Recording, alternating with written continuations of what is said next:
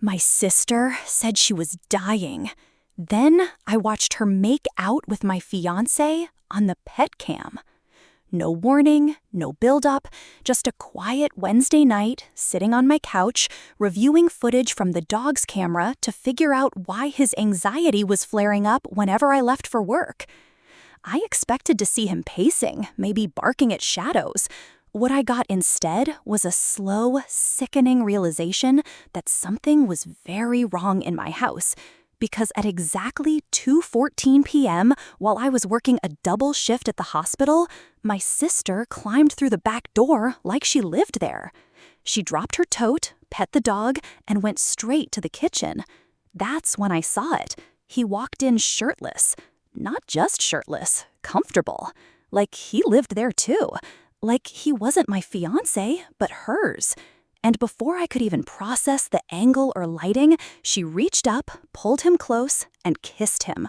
My stomach dropped. This was the same sister who'd sat across from me just 2 weeks ago, sobbing over her diagnosis. Hodgkin's, chemo starting soon. "I'm scared, Leah," she'd said. "If I die, promise you'll take care of him."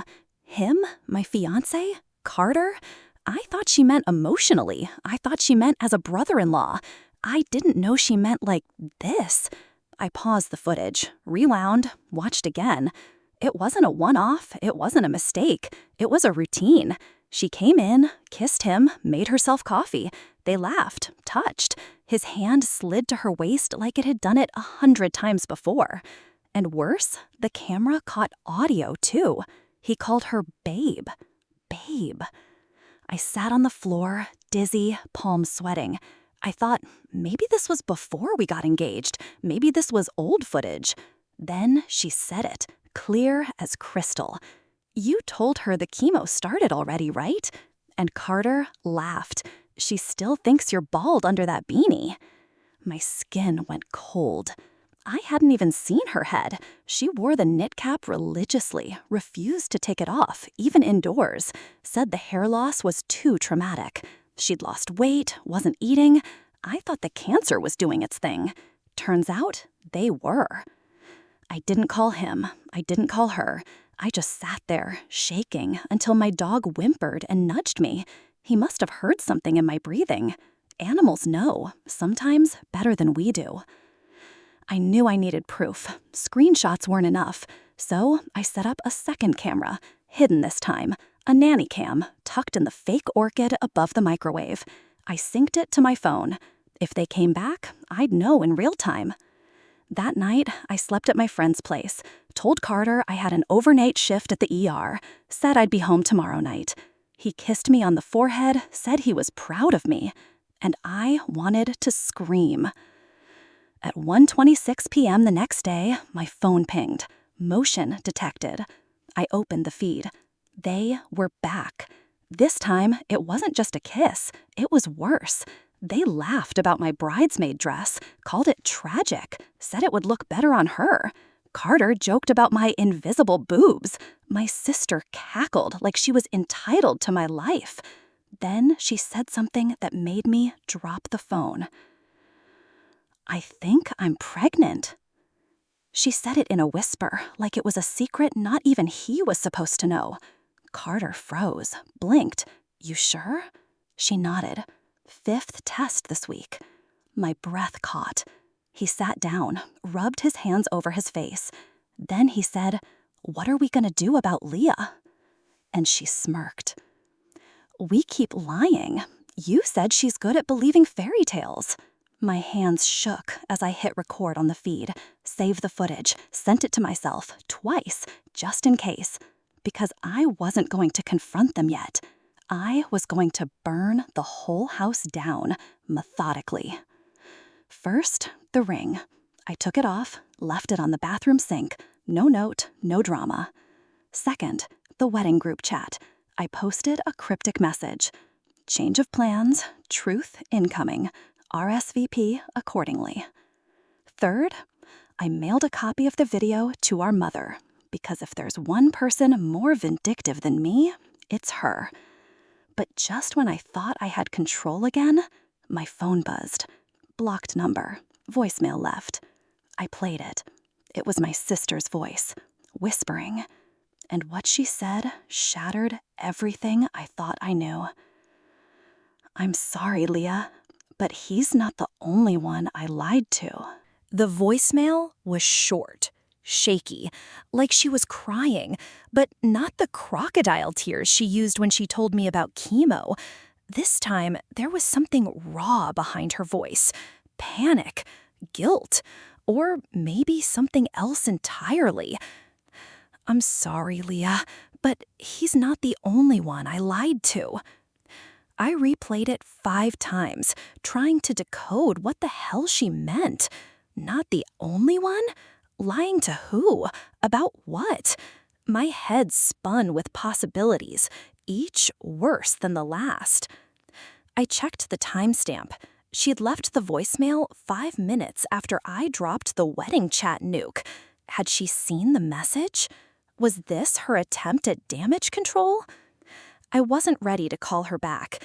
Instead, I sent the voicemail to myself, then to a secure backup email, just like I'd done with the camera footage. I wasn't playing games anymore. I was building a war file. That night, I stayed up refreshing the group chat, waiting to see who'd react. At 2:43 a.m., our cousin Jess replied, "What the hell is going on? Is this about Carter?" Then, half an hour later, a private message from Jess hit my inbox. "Jess, I didn't want to say anything, but I saw them at brunch a couple months ago. I thought it was weird she was wearing your jacket." Me, "Wait, whose jacket?" "Your North Face, the one you lost last winter? They were holding hands." My heart slammed against my ribs. That jacket had vanished from my closet. I'd assumed I left it at the gym or lost it in an Uber, and she'd just taken it, worn it like a trophy? My cousin's next message almost made me scream. "Jess, she called him babe right in front of the waiter. I asked if you two broke up. She said, not yet." Not yet. She'd been parading him around town while I was busy planning their wedding. Because that's what it had become, hadn't it? Their wedding. Suddenly, everything looked different in my head. The guest list she helped me revise, the song she insisted on for the mother-son dance, the wedding favors she called tacky. It had all been part of the setup. I didn't sleep that night. Instead, I got up, packed a bag, and drove across town to my mom's house. She opened the door in her bathrobe, curlers half in, mascara smudged. "Leah, it's 6 a.m. I handed her a USB. "Watch this, then call me." I didn't explain, didn't need to. Her face turned white when she saw my expression. By the time I got back to my place, I had 2 missed calls from Carter and 4 texts from my sister. "Carter, can we talk? It's not what it looks like." "Carter, please don't make this worse than it is." My sister, "You don't understand. Please pick up." My sister, "It's bigger than you think." And the last one, my sister, "Check your mail." I froze. What mail? I went downstairs, still in my hoodie and socks, and checked the little silver mailbox by the front door. Inside was a plain white envelope. No stamp, no return address, just my name, in her handwriting. I ripped it open. Inside was a wedding invite, but it wasn't mine. It was theirs. Carter and Harper. That was her name. My sister, Harper. My breath caught. My ears rang. The RSVP date, 2 months from now. The venue, the same place we had originally booked. They hadn't even changed the goddamn location. But the worst part? The printed guest list, still tucked inside. All our mutuals, my bridesmaids, my friends, my dad. And written in gold pen next to my name, +1. They were inviting me like a guest, like some cousin from out of town. Like this whole thing wasn't a complete psychological massacre. My hands trembled as I flipped the invite over, and there, Paper-clipped to the back was a photo, a blurry scan of an old ultrasound, with a sticky note attached. "Congrats, H." I couldn't breathe, couldn't scream, couldn't cry, just stared at the image, wondering how much of this was real and how long they'd been planning it. Then my phone pinged again, a new voicemail from a number I didn't recognize. I hit play. This time, it was his voice, and what Carter said next flipped everything upside down. "Leah, it's not her baby.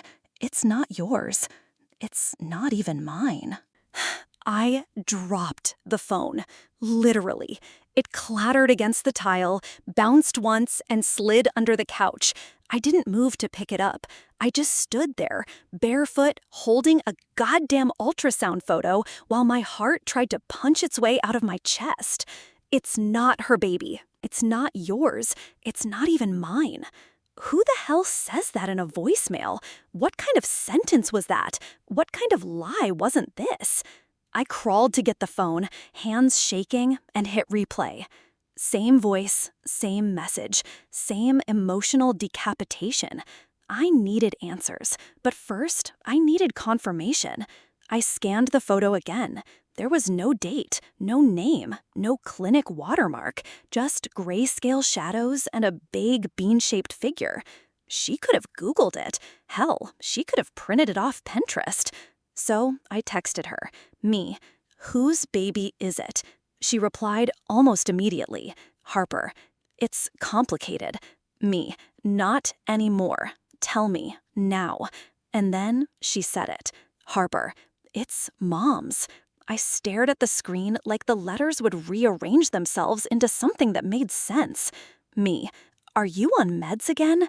Harper, "No, I'm serious. She was trying IVF again. Carter helped. They mixed up the files at the lab. The embryo isn't hers. It's from a surrogate donor. She just found out." I had to sit down. First of all, Mom? IVF? She was 62. Second, Carter helped? I FaceTimed my mom. She answered, teary-eyed, still in her robe. "I didn't want you to find out this way," she whispered. "Is that a yes?" She nodded slowly. "I wanted to surprise you. I thought I could carry it. Just one more. A chance to fix what I broke with you girls." My mouth went dry. "Mom, are you telling me you're pregnant?" She shook her head. "No, I miscarried 6 weeks ago. That's why Harper's so unhinged." I blinked. "What does that have to do with Carter?" She sighed, like it hurt her to say it. "They mixed the files, Leah. It wasn't my embryo. It was Harper's. But it wasn't Carter's either. That's why he left." That's when everything started to click. The sleepless nights, the chemo weight loss, the crying in her car. Harper wasn't lying about being sick. She was recovering from losing her own baby, one that Carter didn't know was his, because it wasn't. Which meant that voicemail? It's not hers. It's not yours. It's not even mine.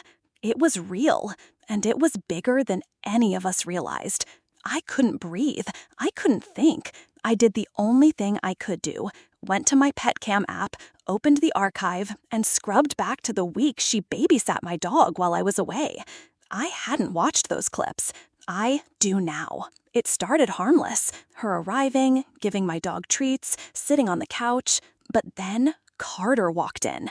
Not like someone visiting, like someone who had a key. They didn't talk at first, just stood there, stared. Then he said something.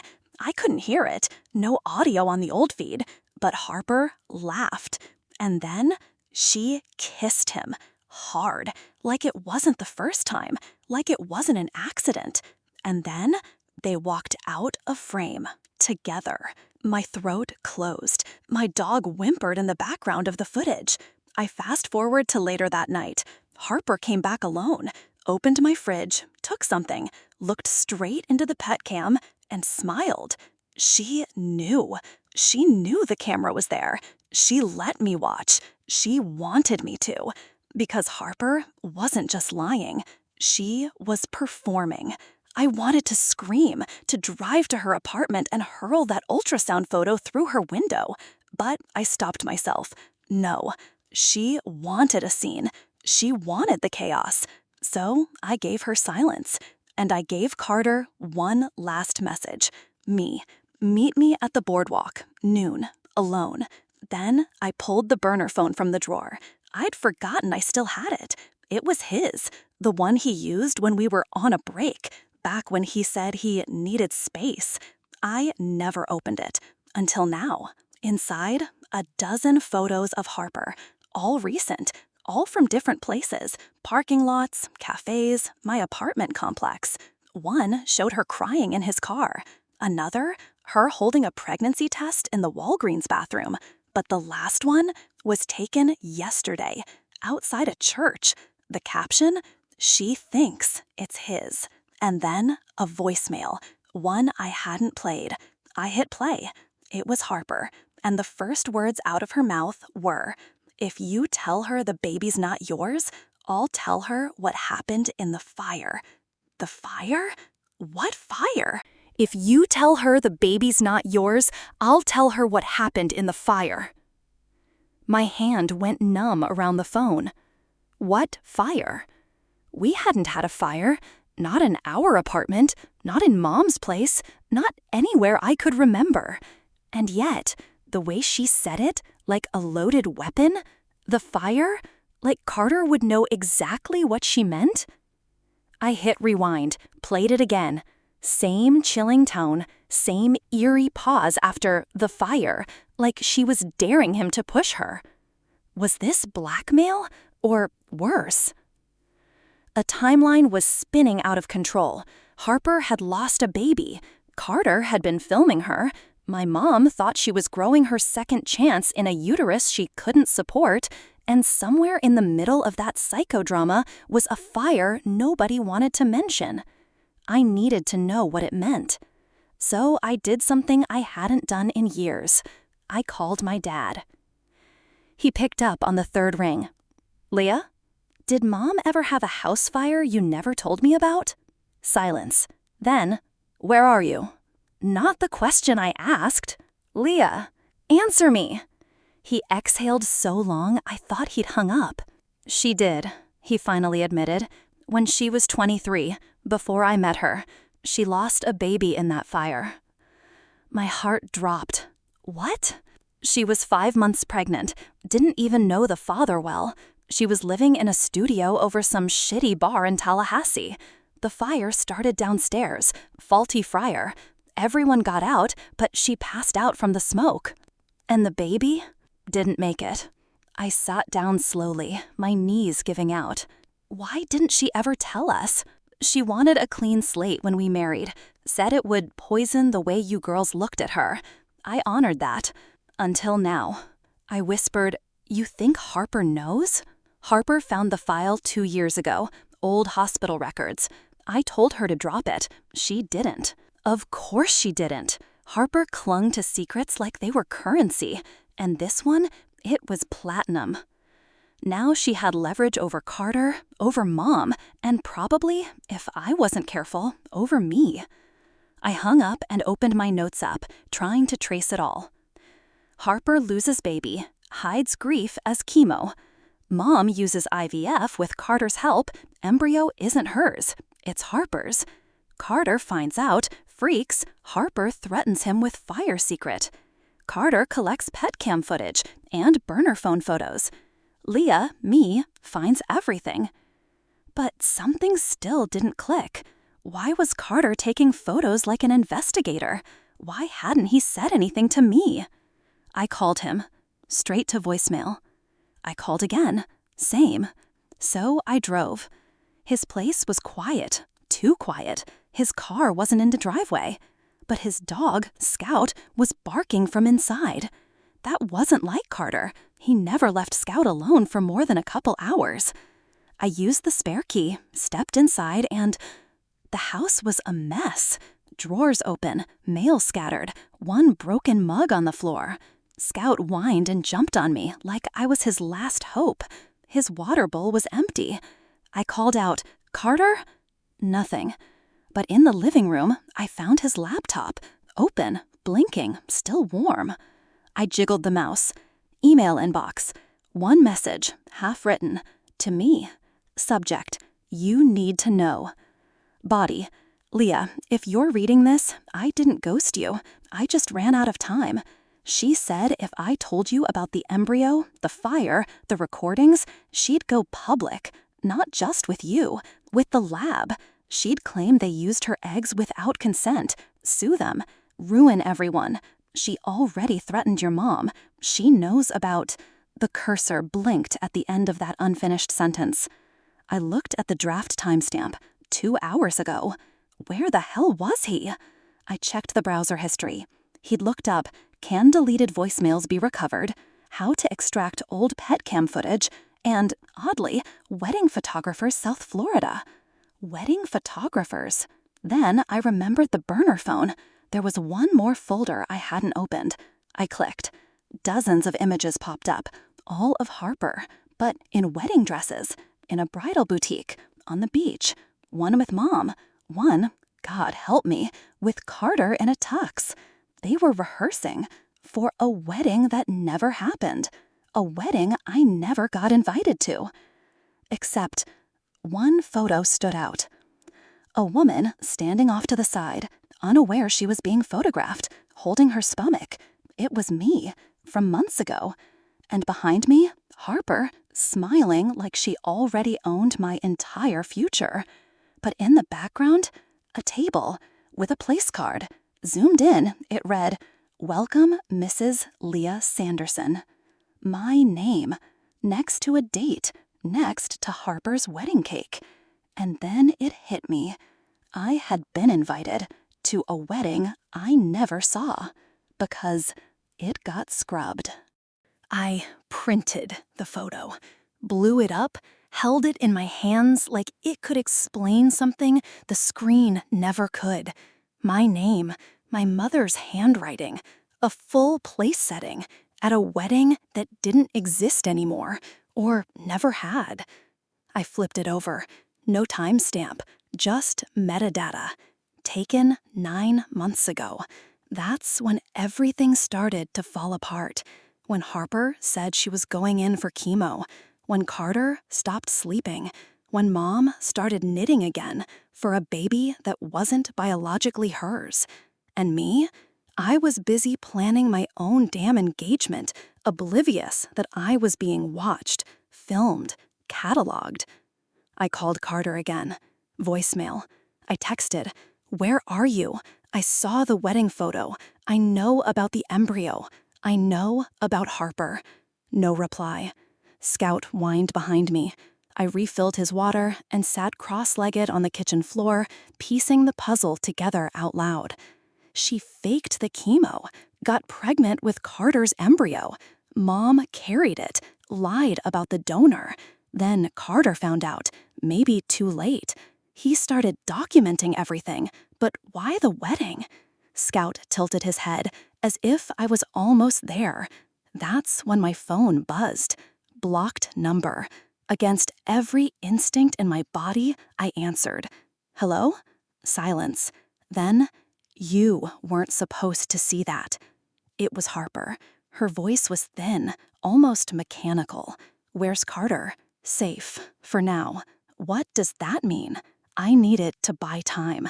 You moved too fast, Leah. You always move too fast. You're sick. No, I'm focused. I've spent my whole life being second. Second daughter, second chance, second option. This time, I come first. I stood up, blood draining from my face. "You're not seriously trying to marry Carter." I was, before he grew a conscience. You drugged him, didn't you? That photo, the one where he looks asleep? Don't flatter yourself. He was just tired. Tired of pretending you were the only woman in his life. I almost dropped the phone. Why are you telling me this now? Because I want you to know I won. Before it all burns down. Before the truth eats you from the inside. The line clicked off. And just like that, the silence turned radioactive.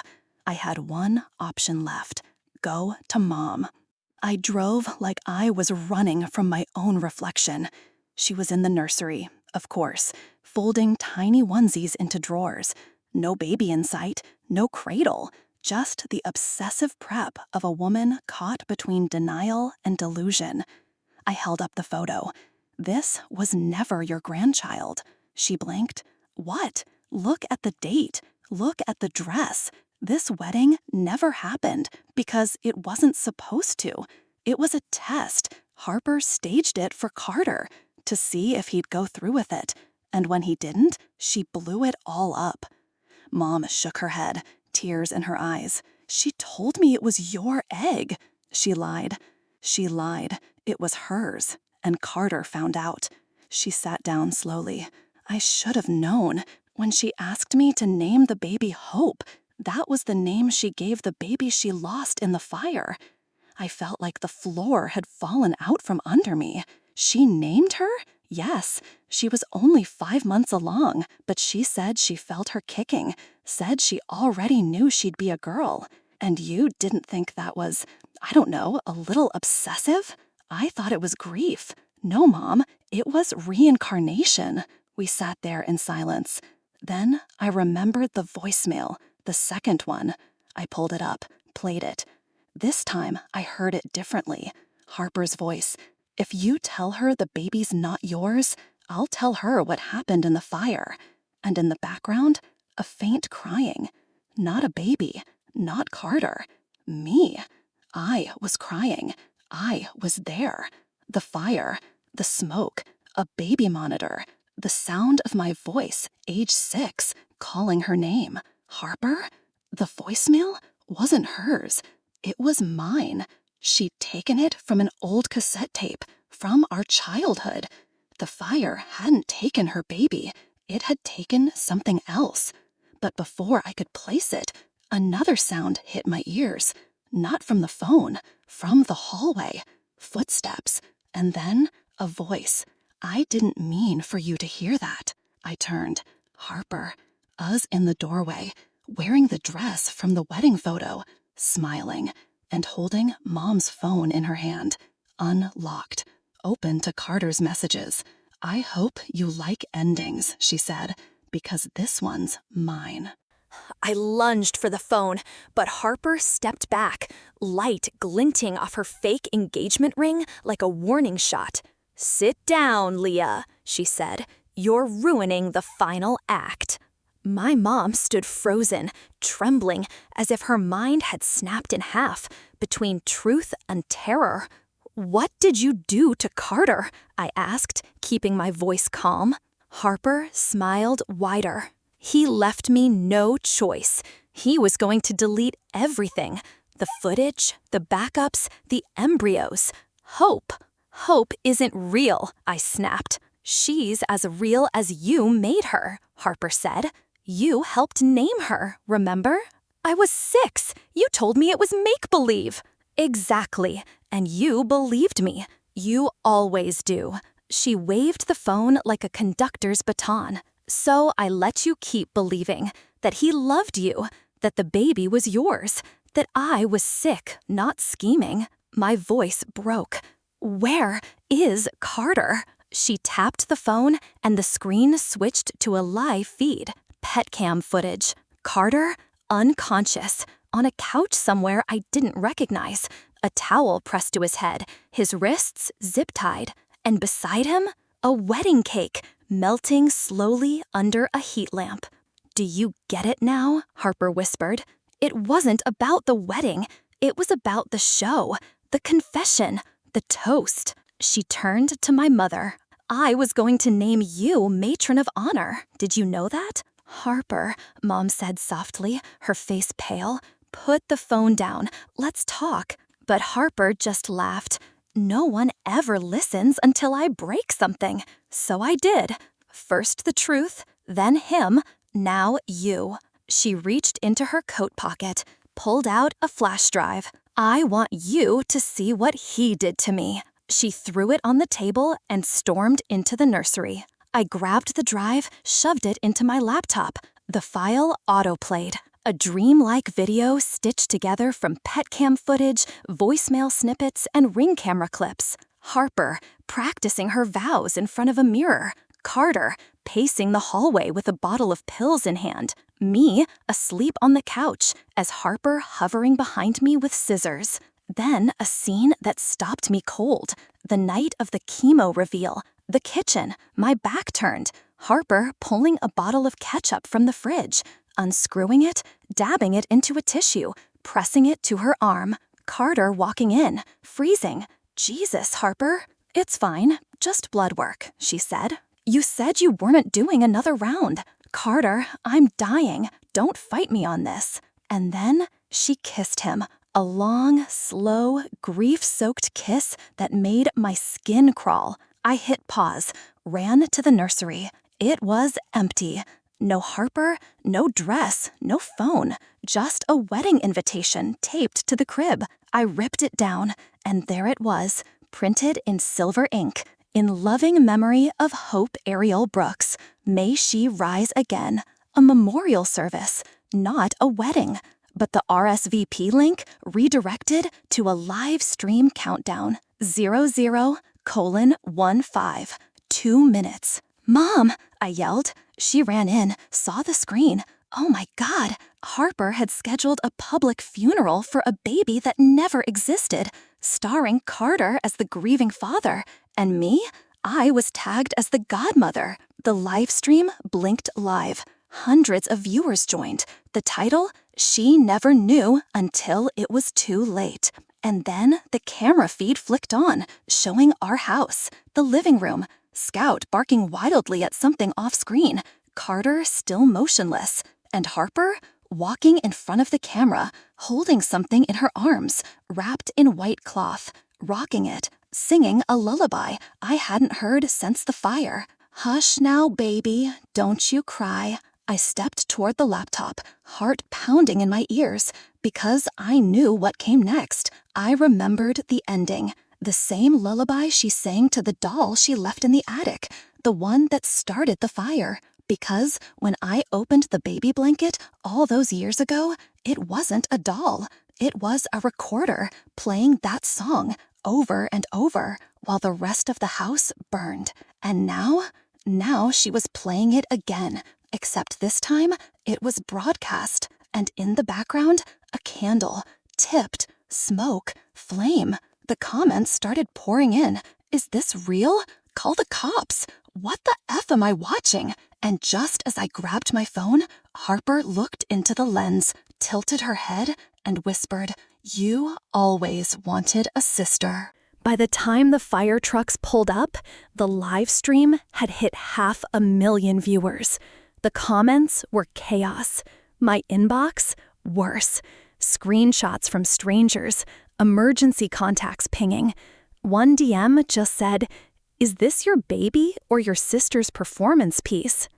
My hands were shaking so hard I could barely unlock my phone. I called 911 again, screaming that there was a fire, that someone was inside, that my sister was off her meds or off something worse, and that she was staging a funeral for a fake baby. The dispatcher said the house was empty when fire crews arrived. Carter was gone. Scout, too. And Harper just vanished. No one saw her leave. No neighbors, no Ring doorbell footage. It was like she'd melted into the smoke. But she left a trail. The next morning, I got an email from a burner address titled, "Not his, not mine, hers." Inside was a photo of a baby, a real baby, wrapped in the same blanket she'd used in the live stream, held by a woman I didn't recognize, young, blonde, beaming, a hospital bracelet visible on her wrist. Harper had scribbled a note over the image. "Tell the truth or I will. You owe her a name." I slammed my laptop shut, checked the hospital logs. No matches for births under Harper's name or mine. I even tried aliases she used as a teenager. Hope, Ariel, Brooke. Nothing. But then, a week later, I got the voicemail. An old one, from Carter. buried in my archived messages. He must have recorded it late one night, maybe after she kissed him, maybe before the pills. Leah, his voice rasped, I don't know how to say this. I thought it was just grief or guilt, but she's been lying to both of us about the pregnancy, about chemo, about you. I thought I was protecting you by staying. I wasn't. I'm sorry. Click. No call me back, no explanation, just an ending. The cops classified the fire as arson, but without Harper, nothing stuck. So I did what any shattered, gaslit woman would do. I told the world everything. I leaked the burner photos, the live stream, the voicemail, the wedding invite with the memorial service date. I sent it all to a true crime podcaster I trusted. She ran it under the headline, Sister, Schemer, Liar, the funeral baby hoax no one saw coming. It blew up, and when it hit TikTok, someone recognized the blonde in the photo. Her name was Melanie. She was a nurse, and she was missing. Last seen boarding a Greyhound with a woman who looked eerily like Harper in a black wig. They were heading to Utah. The baby, Melanie's daughter. The man who impregnated her, Carter, from an affair 3 years ago. Melanie didn't know he had a fiancé, let alone me. Harper had found the woman, befriended her, got close enough to take photos with the baby, maybe even help deliver her, then ghosted, and used those photos to blackmail me, to prove some sick point, that I didn't deserve Carter, that she was the one who could make a baby real, that her delusion could outpace my truth. The cops found Carter a month later, disoriented, in a recovery center in Nevada, no ID. He couldn't speak. They think he was sedated for weeks. His last clear memory? Harper said we were starting over. She packed a bag for the baby. There was no baby. There was no chemo. There was only Harper and the wreckage she left behind. Carter won't talk to me anymore. Maybe he can't. Maybe he's too broken. My mother's in therapy. Scout was adopted by a family out in Arizona. I send him treats every month. And Harper? She resurfaces sometimes, in wedding forums, in adoption groups, in grief chat rooms, always with a different name, but the same voice, the same lullaby. And sometimes, when I can't sleep, I replay the voicemail from Carter, just to remind myself I wasn't crazy, that I wasn't alone. But mostly, I keep the wedding invite, framed. The RSD links, dead now, of course, but the message still stings. In loving memory of Hope Ariel Brooks, may she rise again. She did, Harper. She always does, just not in the way you thought.